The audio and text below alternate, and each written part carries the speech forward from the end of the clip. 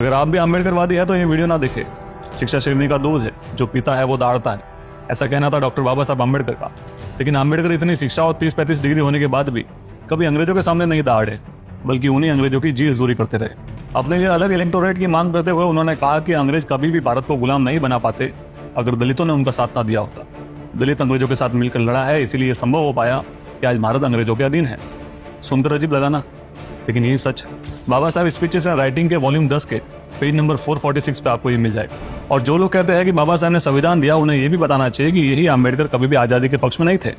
अम्बेडकर चाहते थे कि भारत कभी भी आज़ाद ना हो और अंग्रेज हमेशा यहीं पर रहे, क्योंकि उन्हें लगता था कि अगर सरकार हिंदुओं के हाथ में आएगी तो उनका शोषण होगा और भारत के भविष्य के लिए आज़ादी अच्छी नहीं है।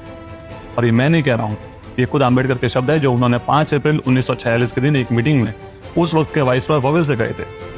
इसका जिक्र ट्रांसफर ऑफ पावर के वॉल्यूम 7 के पेज नंबर 146 पर और अम्बेडकर द्वारा लिखी गई किताब what Congress and Gandhi have done to untouchables के पेज नंबर 168 पर है। इसके अलावा देश की आज़ादी में अम्बेडकर की या उनके अनुयायियों की कोई भूमिका नहीं रही, ना ही उन्होंने किसी फ्रीडम मूवमेंट में हिस्सा लिया। उनका कहना था कि उनके लोग अंग्रेजी हुकूमत के लिए हमेशा वफादार रहे हैं और ये सभी काफ़ी पहले से उनके साथ काम करते हैं।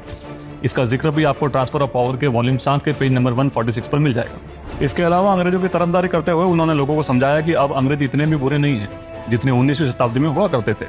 वो अपने किए गए कार्य द्वारा काफ़ी शर्मिंदा है और अब वो इस चीज़ में विश्वास नहीं रखते जो लॉरेंस ने कही थी कि हमने भारत पर तलवार के दम पर विजय पाई है और तलवार के दम पर ही इसे रखेंगे।